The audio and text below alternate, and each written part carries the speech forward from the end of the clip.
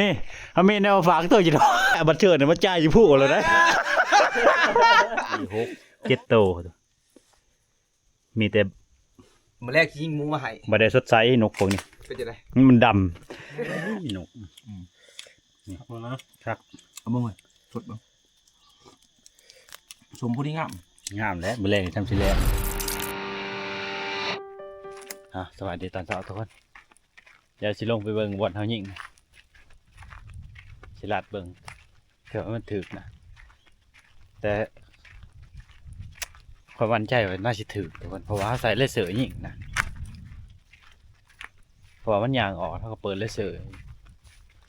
ยิงเลยมันบ่น่าพลาดนะทุกคนยันเป็นขึ้นในผ่านเก่ายิงนะ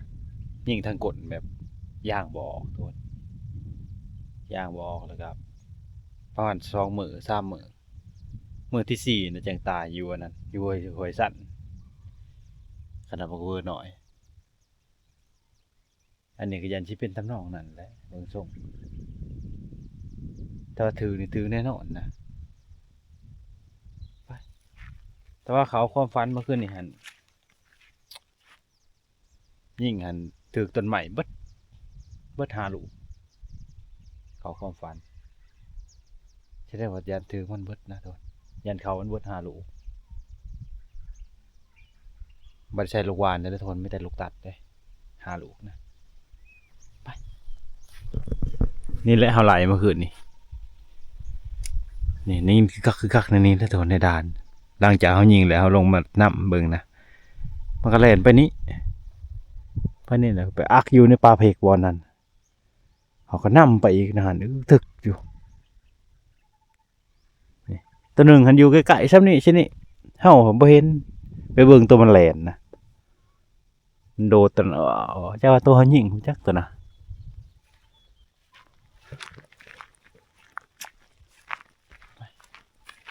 แต่ว่าเบิ่งย่างเบิ่งหยังก็บ่เห็นนะย่างมันก็บ่มีย่างเลย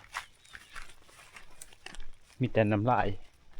หมูตัวยิงเมื่อคืนนี้ไม่ได้น้อยแต่ว่าเบิ่งห้อยมันไปนะเขาคิดว่าแม่นตัวเขายิงมาจากตัวนี่มันสีนี่ถ้าว่าประมาณ20 โลบ่แม่นตัวเขามันไล่เลี้ยงเบิ่งหันน้อยๆอยู่กลางคืนบัดเขาต่ำกว่า60 โลนะ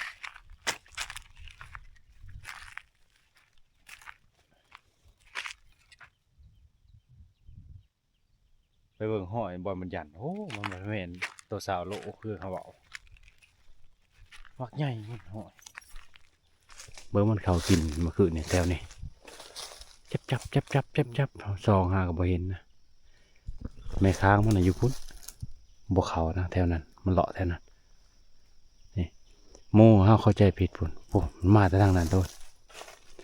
มันมาแต่บ่อนเฮานำมาแล้วมันมาแต่พุ่นแล้วมันตัดเขามานี่เลย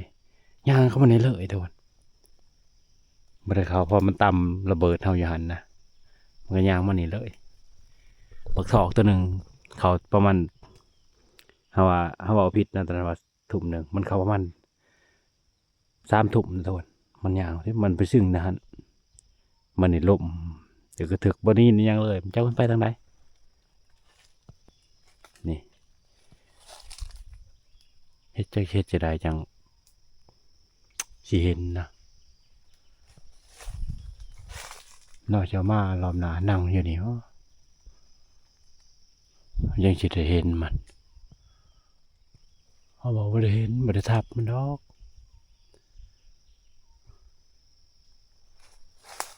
ให้มันนั่งไปเบิ่งบนยิงก็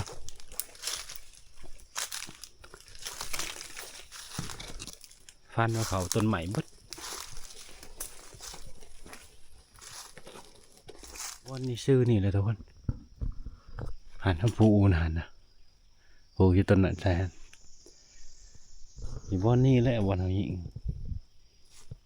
แต่ว่าลูกปืนผมบ่เห็นมันต่ำต้นใหม่นี่เขาหนังนี่ต่ำเนี่ยทุกคนปูนี่จะหนีนะนี่มันเข้ากินแต่เนี่ย4-5 ตัวลูกมันแล่นไปหุ่นเลยส่วนแม่30-40 ตัว มันกินอยู่นี่นะเขาซองบ่เห็นนะใกล้ๆนี่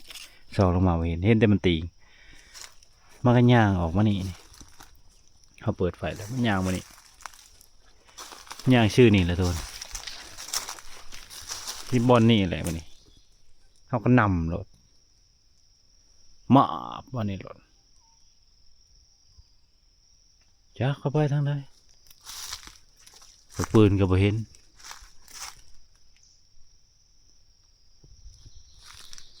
นี่ลงดินก็ต้องเห็นแล้วเป็นคุ้มแล้วละขนาดมือเห่ายังพวกถลอกเวิดดิแต่ว่าลูกปืนบ่เห็นจะไปลงในใส่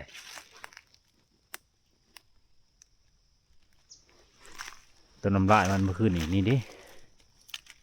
มันเอียออกนะทุกคนใช่มันกินอิ่มแล้วเอาไปสุกดากมันไปสุกกดมันไปสุกดากมันออกเลยนี่เอียออกเลยนี่ข้าวขนาดนะเอาดมบงเมื่อคืนนี่โอ้นี่ขนมันทุกคนถือสิถือตัว100%เลยว่าถือนะแต่ว่าย่างบอกนี่ที่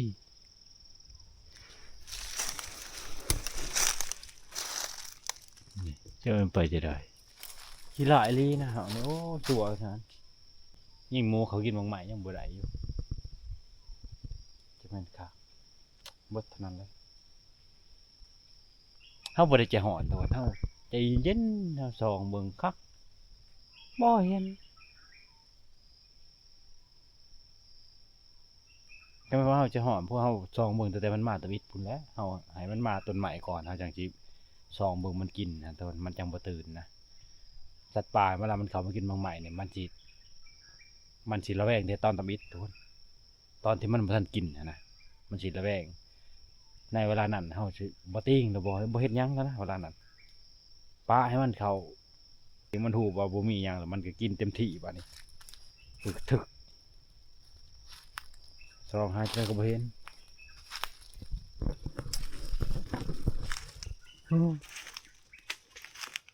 พอสำนานกันในผ่านกระปูอย่างนี้รถแม้กระทั่งลูกปืนก็ยังบ่เห็นฮะระยะบ่เท่านางลงนี่ประมาณ10 กว่าเมตรตัวคนปะลูกปืนท่านละแผ่ออกซ้ำก็จะเต็มกลนะจะมาไปเสยนะต้องเงิดคือกันไปเสยไปนะนี่ไปนี่ห้อยใหญ่นะห้อยตัวนี้มันเอียไปเลยนี่มันขวดมันยันนะนี่หอกปางโอ้ยโหชุกก่อนหมูเลยนี่เมื่อคืนนี้เขากินจับบางนี่บ่ให้เว้าบางนี่แต่บางกินนี่หอกปางรถนี่มันเป็นป่งนะทุกคนป่งบอนชัดอันนี้มาแม่ไม่ยังนี่อันตรายนะเวลานางหางอะไรอย่างนี้มันคืนนี้มันกินทันนี้ก็ทึกเมื่อคืนนี้เฮาเบิ่งบ่เห็นซองให้ซองเฮาก็อยู่หันแหละบ่ลืมไปไกลนะแต่เบิ่งบ่เห็น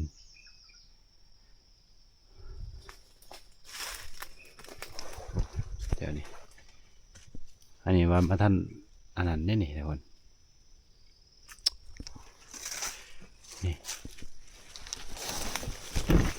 นี่มันมาในวันท่ามันมาชึ่งในนี่ทุกคนซองจะได้ก็ซองบ่เห็นนะเงิดอะไรนี่ต่ำๆนะเห็นแต่อันนี้ไหมตีเฮ้ยเอาวะมันเปิดไฟใส่นี่ทับแล้วนี่สองเว้นจะมันเป็นยังไงมันกินจับเท่านี้จะหนวกบนหูเอากระแตกินเอาไปเอาหัวลงมาเอาผ่านลอยจากมาจากมานะบ่ฮู้นะเขาจะอยู่ลุมบ่โอ้ว่าสิจะไปเข้าคักเมื่อคืนนี้พลาดเฉยทุกคน โอ้บ่น่าเชื่อนะมันโอ้จะสิว่าจะได้ทีแรกเขาใส่กล่องอินฟลซองนั่นถ้าว่าสิยิงแบบบ่ต้องเปิดไฟทุกคนเพราะว่าเขาตั้งใส่เรียบร้อยแล้วเขาตั้งใส่กระมุมมันเลเซอร์ให้มันสื่อตรงกลางนะครับเขาตั้งใส่แต่ว่ามันส่องบ่เห็นส่องจะได้ก็บ่เห็นวันนี้เวลาที่เขาส่องหันมันโดนเกินไปทุกคนถ้าเกิดมันกินมันอันนั้นแหละมันได้ยินกินเขามันตื่นเลยมันสิออกเขาสิบ่ได้ยิงทุกคนถ้ามันกินแล้วมันโดนเกินไปนะเขาก็เลยเปิดไฟส่องหาบ่เห็นเปิดไฟทวิตมันกระโดดตัวใดลักมันก็อักอยู่มันคอยยางออกนะแซกไฟเฮาก็บ่ค่อยหุงบ่ได้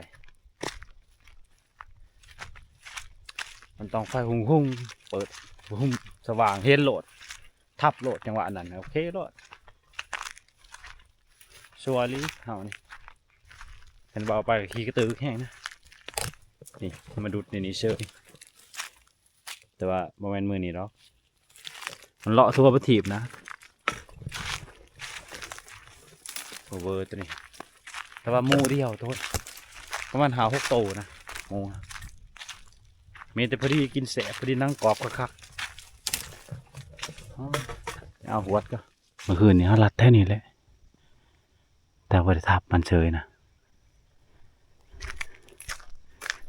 มันไปยึดเมื่อคืนนี้จะว่าโมตัวยิงบาดเจ็บไปสิจักขี่ผ่านโทษขี่ไม่ไหมเมื่อคืนนี้นี่ตัวนี้ขี่ลูกมันนะ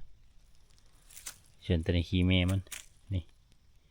ยังไม่ไหมเลยเอาไปมาพี่อะไรได้เนี่ยฮะไปทำกันนะแม่กับลูกโอ้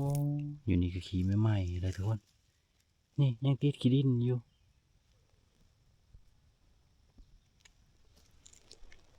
ว่า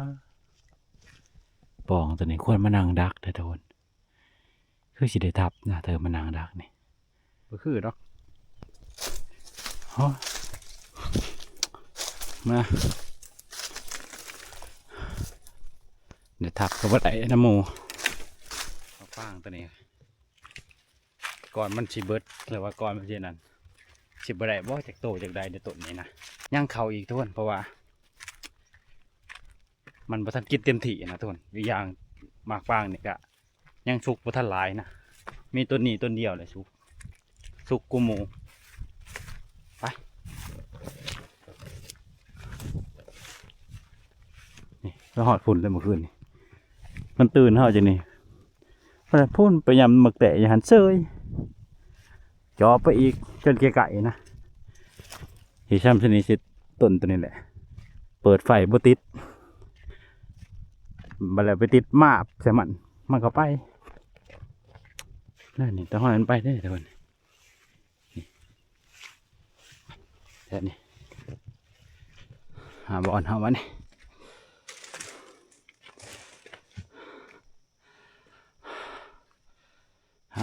เก็บเอาคือเอาของที่ลงไปลุมไปเลยทุนกล่องห้องกับเพแล้วโอ้ยจะได้บ้านนี่จะได้สองนี่รุดออกเลย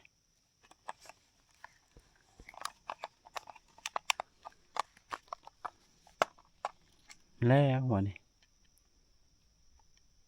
จะไปรุดออกจะได้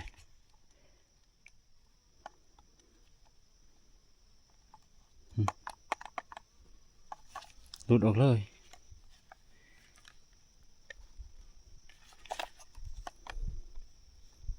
จบข่าววันนี้ทุกคน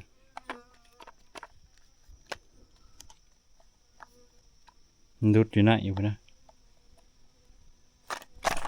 อ้าวยังตื่มอีกน้ำเอาย่างน้ำเอาห้อยมาทำบ่โอ้ยเดี๋ยวกระดอกเมื่อคืนนี่ดีแต่มันบุโคมเฮาไปเลยเบิ้งเฮาไล่ว่าสิจับเอาเสื้อก็มีนั่นแหละกระทงมันยังยิงมันบ่ถึงเลยสิจับเอาโอ้ย มักป้างเมื่อคืนนี่ ในสายมันอยู่ บ้ากันมันสิจับมาทัว เออ คือบ่ขี่มันมาต้มชั่ว อีเดียกระดออีหลีเขาว่าโอ้ยโอ้คืนมานํเนาะ บ่ได้น้ำเป็นวันก็บ่ให้บ่เห็นก็บ่ให้ โคงมาพี่เลย โค้งมาพี่เลย โอ้โหอีเดียกระดอ เอ้าไปนี่จะมาสูบ ใช้แล้วกระบังโต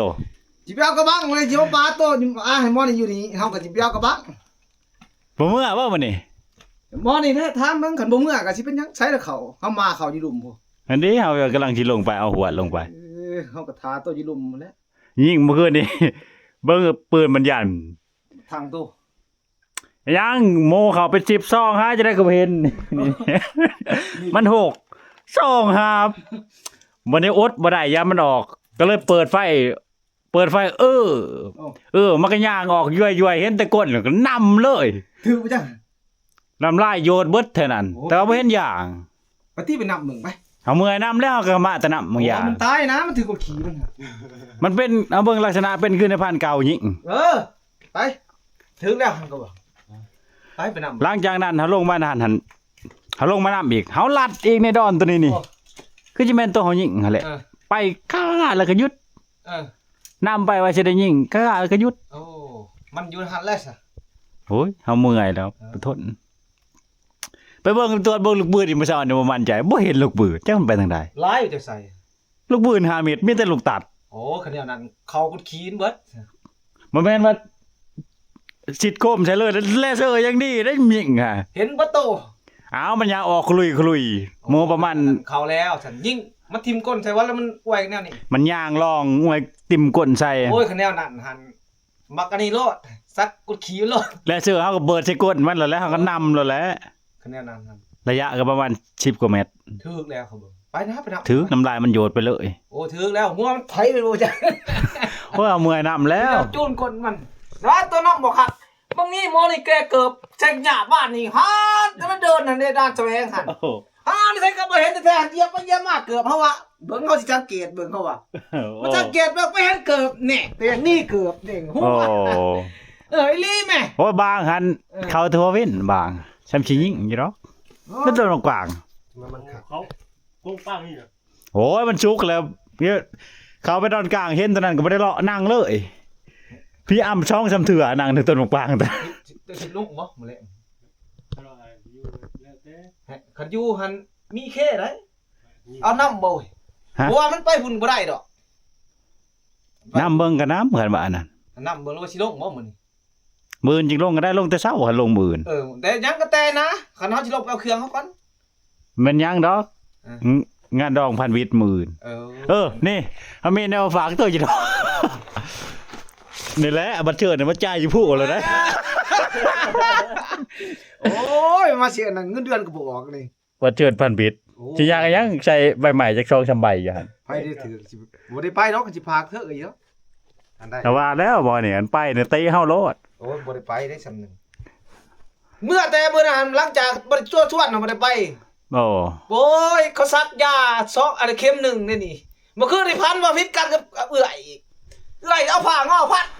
หมอเนี่ย เฮาฟันเมื่อคืนนี่หันฟันมาบอลยิงหันจะยิงบ่ถึกดอกนี่จะมาเบิ่งนี่มีแต่เข้าต้นไม้เบิดจุลูเฮ็ดเพราะว่าลูกปืนหั่นปลุบ่เข้ามันหั่นนะ โอ้ เข้าต้นไม้หั่นปลุ โอ้คะแนนนั้นยืนกดขี่มันนี่เฮาพันน่ะคือมันแล้วพันเฮาว่าพันให้เฮาว่ามีมันแล้วว่า โอ้อันได้อะลี เออ ทำไมเราซองเห็นตอนมันเข้ามาเขาว่าสิใส่ตัวนี้ยิงเลยบ่เปิดไฟมันบ่เห็นมันมืด มองไหนแต่ยิงเขาสิมาถามตัวนึง อ้าวก็น้องบอลเข้าไปตอนกลางโลดหั่น โอ้นี่ ตัวน้องปางตอนนั้นก่อนโมนี่ฮะ โอ้นี่หันบ่ เออ นี่ เออ มันกินหันบ่ กันหันแล้วตะแบกประมาณ2 ทุ่มหันบักทอกมา เออ มาหมอนี่หันหัวห้องล่มเนาะ เออ ล่มบึกถึกมาติดกินแขะคางแล้วหมอนี่ จะได้มันมาแซะขึ้นมานี่เจ้าเห็นแต่ว่ามันขึ้นไป โอ้ยห้อยเถิง ว่าแต่เฮิงบ่ขึ้น มันนี่หันค่ำๆเขาปวดขี่เขาไปขี่ไว้เบื้องนี้ ได้เด้อ เพิ่นไปตำขี่เขาบ่จุนี่แหละจุแต่เฮายิงเพิ่นเข้าซื้อเลยว่านี่ฮะ โอ้ตัวกระสลาดเนาะ บ่แล่นมาหาเฮาบอลต้นมักป้างโลลูกมันซ้ำ20กว่าโลฮะ30โลแล่นเข้ามาแตกออกมันได้ยินหานเฮาก็บ่ปาเขาก็ซึ่งเฮาบ่ตายไฟ มาอีก โอ้ มากินจับเฮาก็คอยแบบเฮาบังไว้ครับเปิดเฮาบังไว้แซงมันบ่ให้มันหุ่งเด้ เออ ซองหายเห็นแต่พดไม้ติ่งอะบ่เห็นหมู หยอก จักก็สิเห็นบ่จักในกล่องเฮา เอาบ่เกลือห้ำก่อน โอ้ยมันก็สิคิดในใจจะดอกในผ่านตัวนี้อยากได้เป็น10เด้ โอ้ ซองหาบ่เห็นมันเฮิงมันแล้วยามมันออกเขาเปิดไฟเบิ่ง อืม เปิดไฟมันก็แล่นออกก็ อืม เห็นแต่มันติ่งหันบ่เห็นไฟบ่ค่อยหุ่งปานใด โอ้ คือแพทย์ยุ่ยเว้าว่าแล้วคันมันกินบางหมายต้องเอาไฟหุ่งๆมันจึงเห็นโลดบ่เห็นเด้อสำาได้สำนึงนี่ แมลงต้องเขาอีกแมลงนี่ เขา เอาโลดเอาในนอนโลดพันนี่คักอยู่ได้ บ่ เออ เฮานอนก็เฮาบ่อยากนอนนั่นน่ะหนึ่งมามันหนาวสองมาแล้วพยายาม นอนแป๊บเดียวเมื่อคืนนี่สุกหัวเฮา โอ้ สุกลุกๆคุณว่า โอ้ ลูกขึ้นมาตะหุ่นก็บักทอกมาพอดี แสดงว่ามันเขาซองสูตรเด้นี่ แม่น โอ้คะแนนในเขาอีกแมลง บัดนี้เทื่อที่สองหั่นอีเห็นเขา โอ้ บ่แม่นว่าอีเห็นเขาน่ะฝันได้ เออ ฝันว่าอีเห็นเขาย้ายมาฮอดต้นไม้จะโดดลงยาวคุบเฮาอีกก็ถึกอีกในอู่เอ้าเอาว่า โอ้ จำกวนนะว่านาน แม่นแล้วแต่หมอหมักใหม่เด้มันอยู่ในอาหารมันหมักใหม่มันเพราะว่า แม่นแหละ มันก็ว่ารัก มัน ษา เป็น แล้วนะ มันเป็นดินป่งนำเด้นะแน่น้องฮะ เออนะฮู้เลยแหละ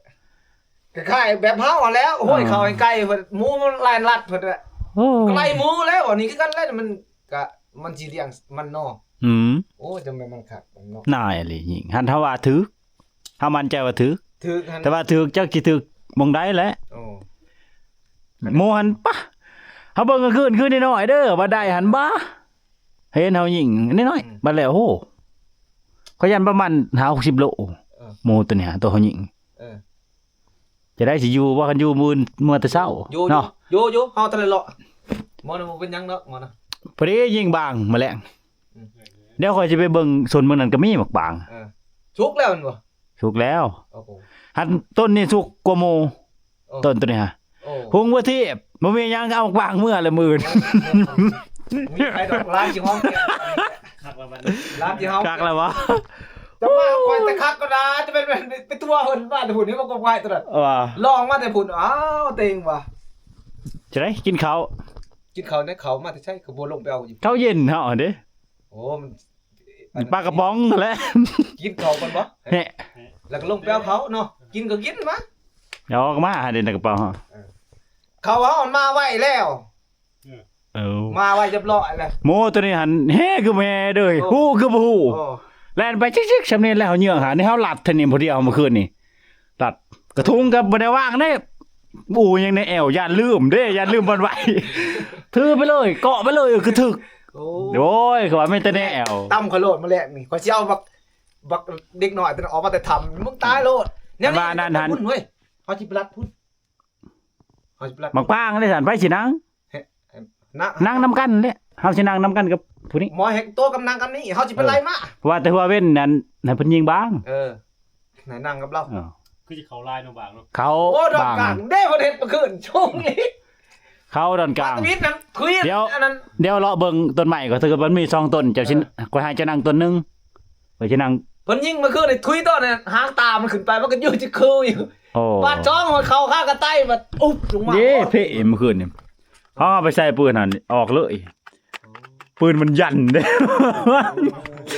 ยัดแห้งอีหลียัดอ่ะ จะไปยัดแห้งนาน โอ้ย โอ้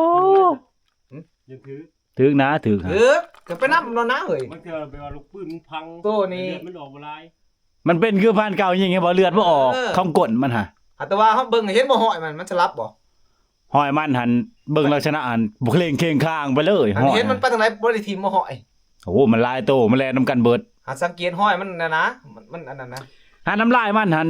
จักมันกินอีหยังขาวๆหั่นน่ะมันเอียไปเลย แม้มันสิตายหมอนี่มันคล้ายๆเลือดมันตกครบ เอาสงสัยมันกินบักบางแบบมันเต็มท้องแล้วมันเอียออกเลยเพราะยิงมันได้นั่นแหละว่าบ้าโมตัวนี้ ไปนำเอาเว้ยก็เอาลีไปนำ เฮาเลาะแล้วเมื่อคืนนี่บ่เห็นมันเลาะมาเช้านี่เฮาก็เลาะ คาดว่าตัวยิงแต่มาชื่นนี่ยังว่านั้นลงมันลุมเพิ่นมิ้นหมอนี่ว่ามิ้นขอว่ามิ้นอีหยังนึงก็เกิดว่า โอ้ ก็ว่า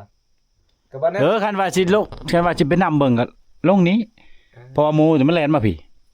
โอ้หมูนี่บ่แลลงลุมดอกหมูนี่ หมูมาแต่พี่เด้อเว้ย ฮะ มาแต่พี่เขา เข้าในต้นบกในหนทางแล้วก็ตัดชื่อใส่หันเลย แม่น โอ้ มันมาแต่พี่มันมุนเบิดแถวนั้นกระทึกที บักเทาะคือกันมาแต่พี่คือกัน นี่เด้มันอยู่ในจุกตึง โอ้สิแบบมันขากคือสิเพิ่นว่าสิเว้นไปทางพี่บ่เพิ่นไปตำระเบิดข่อยก็กลับคืน เข้าต้นไม้บัดนี้ คอยสิบ่นอนกำลังเศร้าไข่มาเลย โอ้ ช่วงบ่ได้ช่วงไข่ มื้อแรกนี้ ตาม เดือนขึ้นอาจจะขึ้นประมาณตีสามเพราะว่าเมื่อคืนนี้ตีสองมันขึ้น โอ้วันนั้นก็สมควรแล้วตาจะออกแล้วเขาไม่ไปหลอกอะไร เฮาว่าเมนสิมาเมื่อคืนนี้บ่มาเฉยเฮากับ มินในด้านกลาง บัดนี้เฮายิงโมแล้วเฮามันพายแล้วเฮาบ่อยากนั่งต่อ มาอีกโคเคนเบา อ้าวอย่าเอ้ยนี่กินเลยช่วย ยัง มา ไง เลย โอ้เข้าไข่นี่เขาใช้ต้องแก้ไขกล่องเฮาเดี๋ยวนี้ นี่ว่าวันนี้บ่ได้ไปรัดแรกแล้วบ่แลก ได้น้ำมาแลกนะพันอยู่ ตัวจะทุบๆเนาะอันนี้เด้อ ตัวจะมาจะไปให้เฮาอักษาเอาสำลินมาให้เฮาอักษา โอ้ยเฮากับเมียว่าบ่ได้เราจะไปหายปลาลอยเขาพาหายนี่มันสิฮอดงานแล้วเด้นี่ เฮาก็ ว่ามันบ่พอกันจักเดือนนั่นแหละ ก็บ่ได้ไปก็เฮาก็สิ ไปแจกกันอยู่ผู้ นัวจะได้อยู่บ้านมันบ่พอ แตกกันไปเบิดนะ แจกอยู่บ้านบ่พอจักเทื่อมาอยู่ ให้รักษาอันนี้เนาะบัดเชิญพระ โอ้เป็นนี่แนวกินตัวนี้นี่บ่โอ้ยโอ้ยนี่แหละอาหารเช้าเอ้าจวดเมนูติดคุก ติดคุกยังเจ้าติดถ้ำที่บ่ เอามากินข้าวเย็นๆอยู่ลุย เลยวะ ๆมาโอ้มาทุกคนมากินข้าวนำกันบัดนี้ เนาะ ข้าวแล้วข้าว เบิ่งแนวแกนจังหน่อย อันนี้ แก่หลายทุบๆเด้อเว้ย เอาได้ เอาไม่ตัวจอเจีย นี่แหละสันเมตรเฮาแล้วสิใส่ตืบ โอ้ยเฮามื้อแรงเอาอันนั้นรับประกันเลย เฮ้ย โอ้ เอาสันไหนสันกว่า ว่าแต่เราก็ใส่แล้วปื้ลงมาคืน โอ้ โอ้ คนมันอันนั้นง่วงนอนเนาะจะได้ไข่นึงอยู่หวานบ่เช้าบ้าผู้เช้าบัดแน่เด้งไข่กินฮอดผู้บ่ ว่าหมอนี่ต้องยึดต้องใจได้ว่าไปได้ว่าบ่ไป โอ้ยกับเพิ่นนี้หมอนี่เฮ็ดปุ๊กก็ตอบอยู่กัน เฮาก็เลยว่าถ้าไปก็มานั่งอยู่ทำกันเรื่องหั่นแหละเฮาอยู่หั่นแหละต้องบ่มาเนี่ยทำเลยบ่เคยได้จังใหญ่จักเทื่อเนาะเจ้าหน้าที่ระเบิดทีม ได้เรานั่นสิ เลย มึงอยู่เด้ เนาะตอนนอนม่วนได้เปิดนี่ บ่ได้อ้ำบ่ได้หยัง พอสิอ้ํ ทำที่นอน ตอนนี้หันมันบ่ได้อ้ํมันสิยืงกินข้าวเย็นเนี่ยนี่ กันเย็นแล้วมันสิยืงอ่ะ กระยามันจะยิ้มมีเยอะมีเมื่ โอ้มแรงคักเลยคำเบิ่งตัวเชื่อโลนาคันบ่เห็นนี่มันหุ่นอยู่ทำ พวกเฮาแบบเฮายิงมันบ่นั่นแหละเฮาเลือใจเฮาบ่นั่งครับ แม่นครับ นับ เบิดอันสภาพแล้วแหละ มันคิดเนาะบ่แม่นก็จักใจเลยนะ เฮาว่าไปนำเอาไปยังเว้ย เฮาคันว่าเรื่องนำเนี่ยบ่อยากปานใด คือกันนั่นแหล้ววะโอ้บ่ต้อ แม่นหยังดอกนำจะเหลือบ่เห็นได้จักเทื่อ บ่ต้องจำแจว จำไม่ได้หรอกคืออย่าท่านได้มือครับเป็นยังไง นั่นแหละ บ่ขึ้นปล่อยเอียนไปโอ้ยเอียน บ ถู ด กเม็ด จอบหมูบางหันไปกับบ้านหมอบ่จื้อบ่เอาไว้5ตัวนั้นเอง ก็ทิ้ง เป็น เลย ชั่วโมง ขอทีมเลยนะกูหนึ่งได้มองข้างนอกนี่เลย เนื้อ เช้าเด้อเห็นบ่เมื่อคืนนี่เป็นบ่เฮียนเพิ่นสิบุกป่าทางนั้นก็ตามเขาบ่ออกกระทุงกับเกิดบุกไปเลย เบิ่นเอาเพื่ออ่านดึงมามัดจะแอวไว้อันนี้แหละก็เฮ็ดนั่นนะแบล็ค เมื่อคืนนี่เฮาคิดไว้ในใจแล้วได้ ว่า ตอนบักเวิร์กเขาครับเฮาสิไปเอิ้นทีมงานเฮาได้ก่อนเด้เฮาคิดแนวได้ก่อนเด้เฮาสิแบกลงเลยบ่เลยจะได้เฮาคิดไว้แนวนี้แล้วได้มันมาอ่านโอ้ ผิดปะนั่นเนาะ ง่ายของมันมาปานนั้นบ่เหลือแล้วมันสิบ่ได้ทับ เสียงก็ขอเอาขึ้นเลยขอพอดีทับก่อน พอเพิ่นทับเพิ่นคือบ่มันสิแจ้งบ่ อืม หมอนี่ก็บ่ได้นอนซ้ำจังบ่พ้นอันนั้น สองคนร้อน ซ้ำคนหลอนบ่ซ้ำคนเผาคนอยู่ไว้เว้ยโถ่ๆกินกาแฟน้ำกันนะพุ่นน่ะบ่เผานอนนะโอ้ย จับมันกินนั่นเลยจับโอ้คือจะหยานกันมื้อไว้ของนี่ของกูตอนนั้นของมึงว่าซั่นแบ่งกันหนึ่งคือทึก3-4โตครับเจ้าของครับจะแบ่งกันหั่นแหละใจเย็น เจ้าสมควรเนาะมีใจกับหมู แหมเว้ากันจับเลือดเว้า ชมมาห้ำว่า อันสิเบิดสิมันทึกอันนี้ก็ย่านมันไปย่านมันหุ่งเด้ อ๋อ บ่บันทึกเอ้าใช้แตะกล้องอินฟราเรดนั่นแหละ อ๋อ ท่านว่าอันนั่นโอ้ โอ้เขาชานตัวบ่ได้คือบ่ ก็มีแหละ เด้มาเบิ่งทุกคนบอลที่เฮายิงอันนั้นนี่ย่างออกดิๆนี่เด้เฮาเห็นเลยเฮาเปิดเลเซอร์ใส่บงนี้แหละนี่ ดิ นี่กดมันปูนี่นี่ ถึงแล้วเพิ่นมันตั้มตัวนี้ประจาเขาคิดไรเบิ่งมันตั้มมอนี่ จังว่าเด้อ เขาย่านมัน เขาว่าเลเซอร์หันมันเข้าบอลงามค้ามันพอดีหันบ่ได้พลาดดอกคันว่าชื่อเลเซอร์หันบ่พลาดเพราะเขาตั้งใส่บ่แห้ง ตั้มเขาเบิ่งนำนี่เขาสังเกตเบิ่งมันเข้านี่ สวงมันบ่ มองไปว่าขี้ห้อยมันแบบคือเฮานี่แหละมันเข้านี่ แต่ลำลายมันจะมาปุ้มบ่ เลือดมันบ่ออก มันไปตกเลือดตกโค้งก็ตัววิจัยหั่นถือกดมันไปบ่ได้ดอกหัวมันบ่ถวยไปนานนี่ โอ้เอาปลาลอยบ่ถือ โอ้ยก็ดีใจหั่น โอ้ยตัวมันเป็นคือเก่านะมาเบิ่งในคลิปนี่เห็นเบิดโตที่มาซองที่ว่าเฮาเห็นบ่เห็นนี่มันเป็นดำๆแล้วมันเป็นตาสีขาวๆแบบว่าเฮาเบิ่งกล่องลายแล้วตาเฮามันมั่วมันเนาะ มันสีม่วแต่ได้เห็นตัวดำๆมันถืออันนี้มัน ว่าแล้วเฮามาเบิ่งนี่มันก็เห็นเบิดโต เอาถึงตอนเฮาสิยิงหั่น กล้องเห็นตาดีกว่าเฮาแล้วเบิ่งจะยิ่งถึกแล้ว บ่ตัวเฮายิงหั่นตัวนี้หาเปิดไฟยิงบ่ตัวที่มันเข้ามากินใกล้ๆเฮาหาบ่เห็นแลบๆๆๆเห็นแต่ตาเห็นแล้วหมูมันไม่น้อยๆนะหั่นมันนำ50 60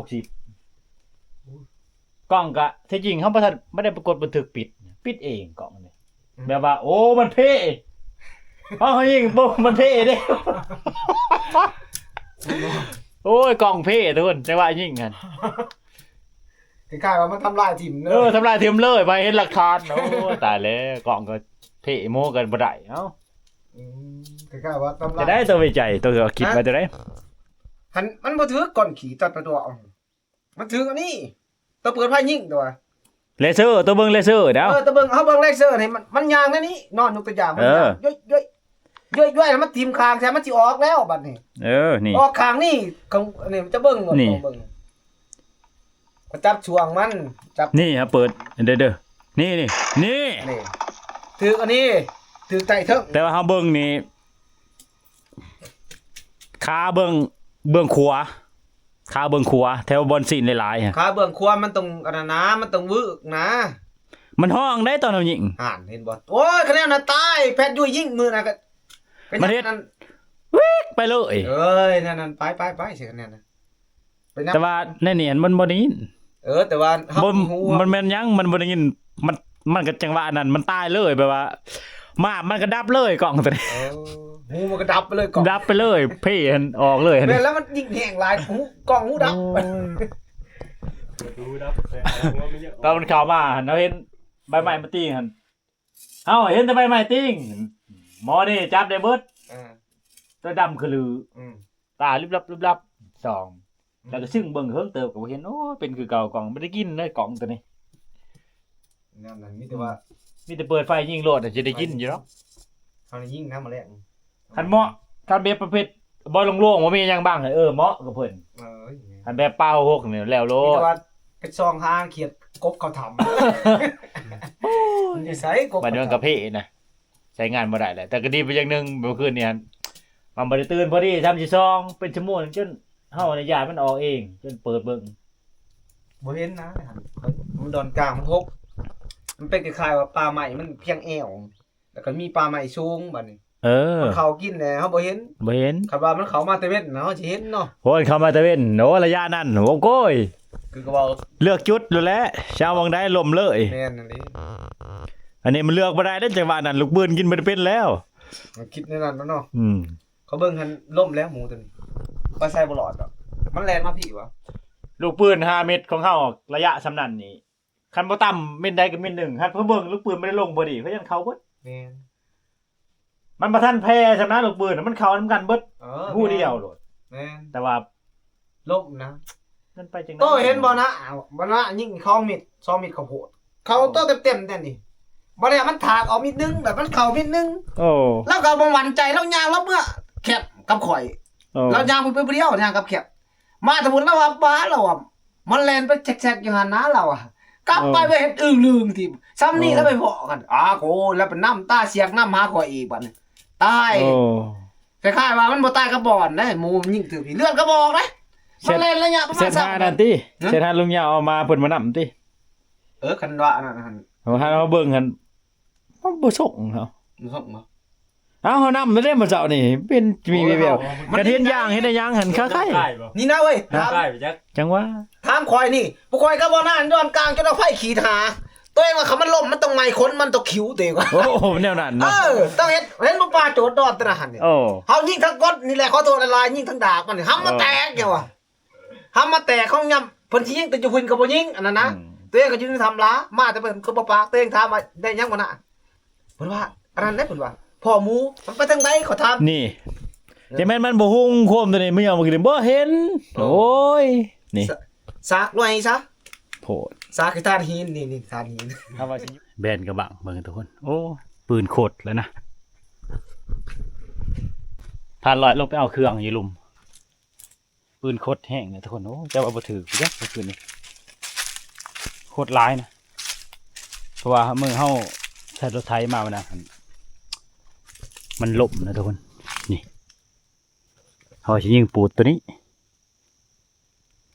จะถือคางนะถือคางมันนี่ลูกตัด3 เม็ดนี่ถือปูดแค่ถือต้นไม้แค่เม็ดเดียวนะ2 เม็ดจักไปทางใดโอ้ยิงเมื่อคืนนี่ยันบ่ถือนะเมื่อคืนนี้เขาใส่5 เม็ดเด้อทุกคนใส่ลูกตัด5 เม็ดได้เมื่อคืนนี้อันนี้เขาใส่3 เม็ดนะแล้วจะยิงอีกบันหนึ่งใส่เม็ดเดียวนะ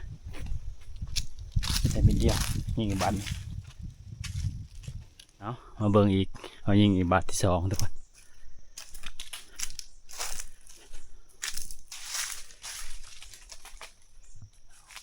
โอ้ยังคือเก่านะนี่เอาไว้ยิงปูตัวนี้นะทุกคนหมูถือกี่รอกตัวใหญ่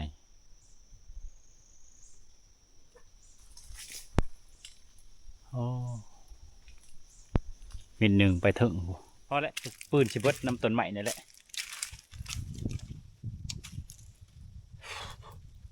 ระยะเมื่อคืนนี้ก็บริใกล้ปานนี้หรอกเผานกกับกระเล่นเอาไว้ทุกคน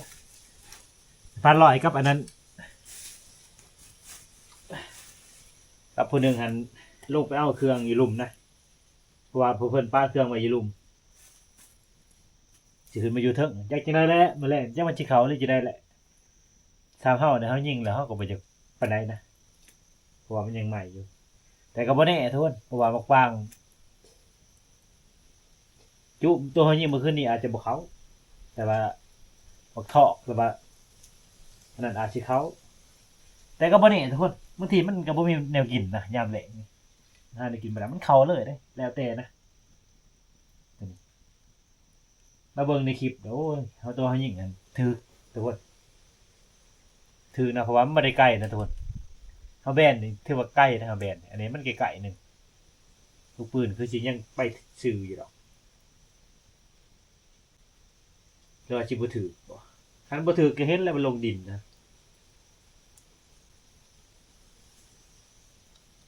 เผานกเผากระเล่นไว้ก่อนเพิ่นได้มีแต่ทาพาลอยมากับหมู่เพิ่นแล้วก็สิไปนำเบิ่งทุกคน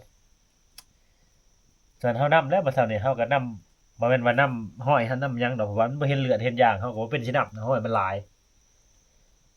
มีแต่เฮาลัดเบิ่งบอลมันไปแหละลัดเบิ่งบ่เห็นแล้วก็เศร้านะสินำจะได้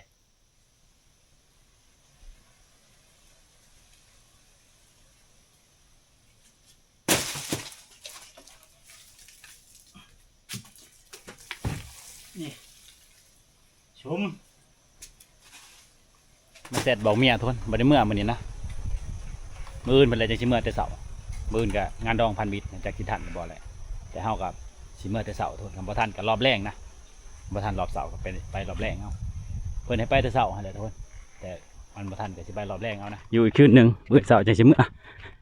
แก้มื้อใหม่ทุกคนเอายังก็ตามทุกคนเชื่อว่าแต่ละคนก็ต้องมีบอลผิดพลาดเนี่ยหลายนะทุกคนนายผ่านแต่ละคน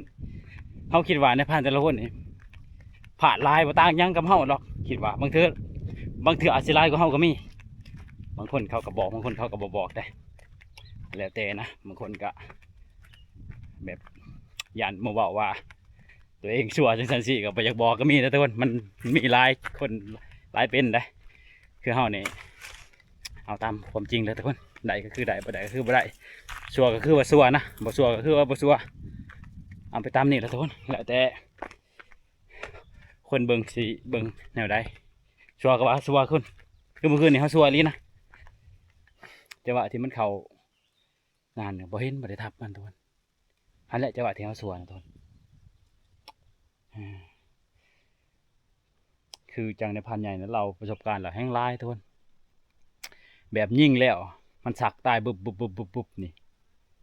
หยัดปืนเสยคอยเบิ่งมันนะเวลามันลูกมามันแลนไปเสยอันนี้ประสบการณ์นะคันจังเฮาไปพอเหตุการณ์นั้นเฮาไปถ่ายพี่น้องเห็นนี่คันยังยิ่งแล้วบ่เผาหยัดเผาหยังคือจังเฮายิ่งบักเบอร์ตอนนั้นแหละทุกคนที่มันวนมาหะนะก็คือจังหวะนั้นเฮายิ่งแล้วนี่เฮาก็บ่ได้เผาบ่ได้หยังนะทุกคนเพราะว่าเฮาคิดว่ามันบ่ถึกเฮาก็หยัดปืนปกติหั่นแหละคอยยืนหยัดปืนมันวนมาเฮาก็เฮ็ดหยังบ่ได้แล้วล่ะเพราะว่าปืนเฮาก็คอยหยัดแบบว่าบ่ทันแล้วทุกคนยังใช้มือใช้อันนั้นอยู่บ่ทันแล้วเฮาก็เลยเฮ็ดได้แต่บันทึกให้วิดีโอให้พี่น้องได้เห็นสำนั้นแหละอันนี้คือกันนะคือจังในพันใหญ่เราหั่นแหละก็คือเถิดว่าเผาไปตอนมันสักเขาแล่นไปหาแล้วก็จับตีนมันหาเครือมัดไว้ก็แล้วทุกคนขันเบาในเรื่องของมันหั่นนะโอ้ยประสบการณ์ตัวนี้ร้ายนะคันว่าใส่ปืนอีเก็บนี่คันใส่ปืนลูกซองหันใช่ไหมเพราะว่ามันถือมันมีสิทธิ์ได้โลดปืนอีเก็บนี่โอ้ยร้ายถ้าว่าผู้ใดบ่มีประสบการณ์ว่านั่นอันนี้ว่ายิ่งบาได้บานั่นได้โลดหันมาเอาไปเหยียบขี่แล้วก็มาเหยียบปากข่อยก็ได้ไว้เชื่อได้เลยนะเพื่อแห้งสิไลประสบการณ์ในพันใหญ่ๆแห้งสิไลทุกคนยิ่งเป็นในพันใหญ่แห้งยิ่งประสบการณ์หลายตัวนี้นะมาบอลห้าบ้านนี่โอ้ดึงเข่าเลยโอ้ยเหรอวะเน่เฮาอันนั้น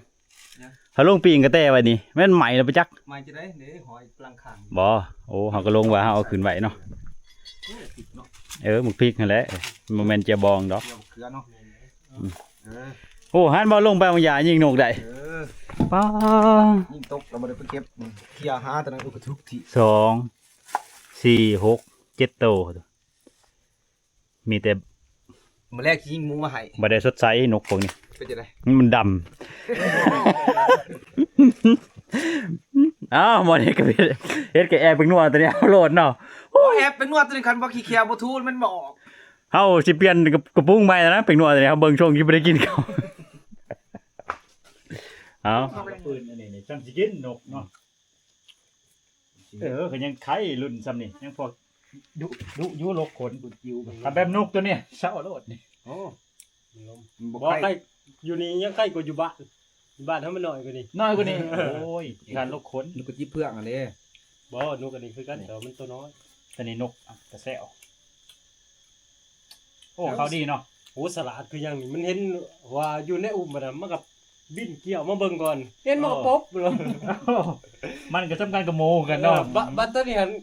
มาก็เห็นหมูบินมาจับแล้วก็หมูป๊บกับเพิ่นก็บินมาพวกเพิ่นได้มาจับโอ้ยพอเบิ่งมาจับก็นำก่อนเลยเสร็จโอ้โตแล้วหมูมาแรกจำเจ้าจะยิ่งบางมาแล้วกินเป็นบาบ่คนนั้นน่ะหากะลีบางว่าเพิ่นเชิญบ้ามาได้สำคัญเครื่องบินที่ลงสนามเมื่อคืนมอนยิ่งตัวนึงแงนจนเฮ็ดเนี่ยน่ะแงนกับแงนเจียกระเป๋าแงนบ่ได้ก็ติดง่ายลังอยู่ปุ่มก็น้ำว่ะบ่ได้ใส่โทษกันบ่ได้ยังก็ได้บางก็ยังไข่เด้อเนาะไปนำได้เฮ้ยบางทีเขาเบิ่งสังเกตเบิ่งคักล่ะถึกนะอาบน้ำก่อนที่ว่าจะไปนำถ้าว่าถืบ่อาบเยอะเลยคิวกุ๊บที่น้ำลายมันหันเป็นชื่อข่าวปุ่มไปเลยเขาเชื่อแล้วประมาณ5 เม็ดนะจากเขายิงมันปุ่มออกที่บอลเขายิงนะหันปุ่มออกเลยนกง่ายที่ดำๆเป็นมันห้องเนี่ยคลิปห้องก็ได้ยินโอ้เนี่ยถือแล้วกระป้อมโอ้ลูกพี่เห็นมาง่อยคักแท้อย่าได้ลูกพี่โอ้ยยัยหลุดเฉย ใช่เลยลูกเพ่แม่งได้ล่ะโอ้ย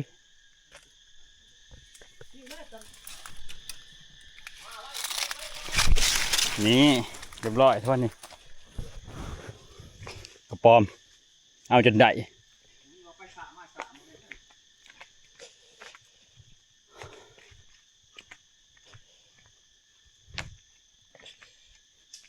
เจ๊จะได้เว้ยเจ๊จะได้กิน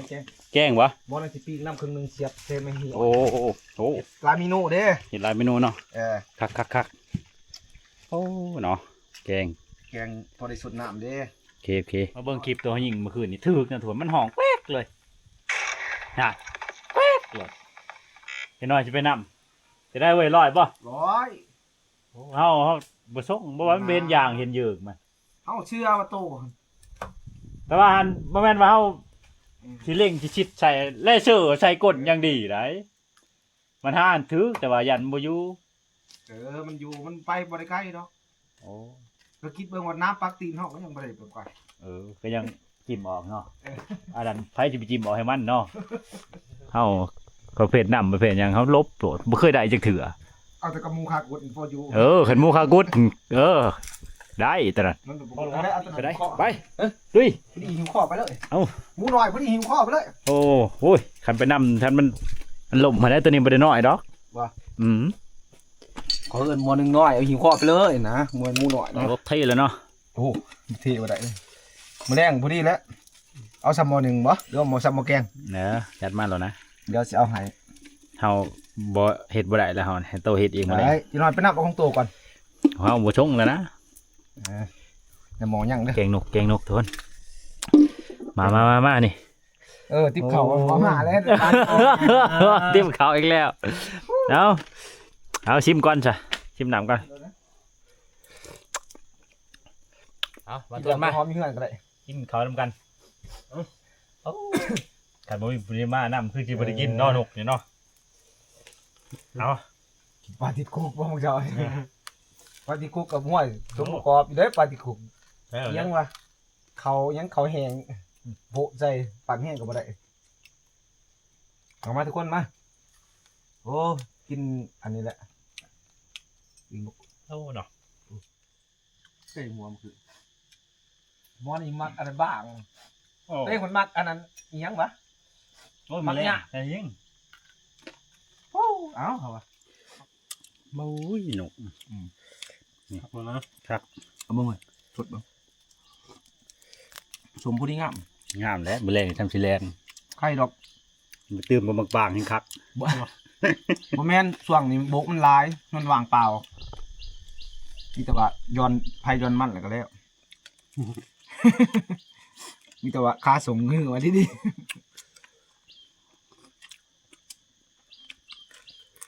โอ้โหปรับรับปึ๊บบื้นนู่นเหรอ โอ้คนบ่เคยนอนง่ายขนาดนั้นคนเมื่อย มาแต่ลงในบึนนู่นแล้วเนาะ บื้นนู่น นี่ถ้าบ่ปานใหม่มันปานใหม่สิซ้อ ปากใหม่ก็ชุกซับ เห็นเนาะตะปานใหม่ คนนอนบ่หลับบ่ดีขมูนอนปากใหม่โอ้ เฮาเด้เฮานอนอยู่บางอาจารย์ได้ยินนะเฮ็ดยังดุดบ่งึดพักแกวบวชเนาะ เฮาอันนี้ระบบกัดเขียวบางคนบอกเป็นหยังตัวกัดเขียวโอ้ข่อยนอนเจ้าบ่ฮู้คนนอนแซ่บนอนนัวเขากิน แบบว่าช่วงที่มันแข็งนะคุมกัด จะนอนแซ่บนอนนัว เพื่อแจ้งแควเฮียนเมื่อนั้นเนาะ มันเอ้ยยังน่ะแสดงว่าคุณพันธุ์ว่าแต่ข้าวตะกี้คุณพันธุ์ติดดอกไม้เพิ่นเอิ้นกวักกับติดดอกไม้ มื้อนี้ลีเด้อนะขนาดนอนกดยาวนอนกันนอนง่ายให้สิครับมื้อนี้ จะว่าจะขั้นปากมั้งกินไม่แดงเนาะขั้นเนาะขั้นพัดเนี่ยก็ได้ ถ้าเกิดบ่หันเนาะถ้ามันอะไรนี่ อ้ำแห้งมั้ง หัวไปดิไปว่าให้เฮาคิดเอากินข้าวแล้วก็บ่มีหยังทุกคนสิพักผ่อนนอนก่อนคลิปนี้ก็สิจบไว้เท่านี้แหละจะได้ก็ถ้าติดตามคลิปต่อไปทุกคนเดี๋ยวเฮาจะไปนำบักเบอร์ตัวนั้นแหละตัวยิ่งพาลอยว่ามั่นใจส่วนเฮาเนี่ยเฮาขี้คร้านไปแล้วเอาเลาะเบิ่งผู้เฒ่าเนี่ยบ่เป็นตาเลย เจ้าลูกมา มันบ่คืออะไร ไป เอาโอเคนะทุกคนถ้ารุ่นหรือว่าติดตามกันคลิปต่อไปมันเดี๋ยวจะได้กันในคลิปต่อไปนั่นแหละคลิปนี้นอนก่อน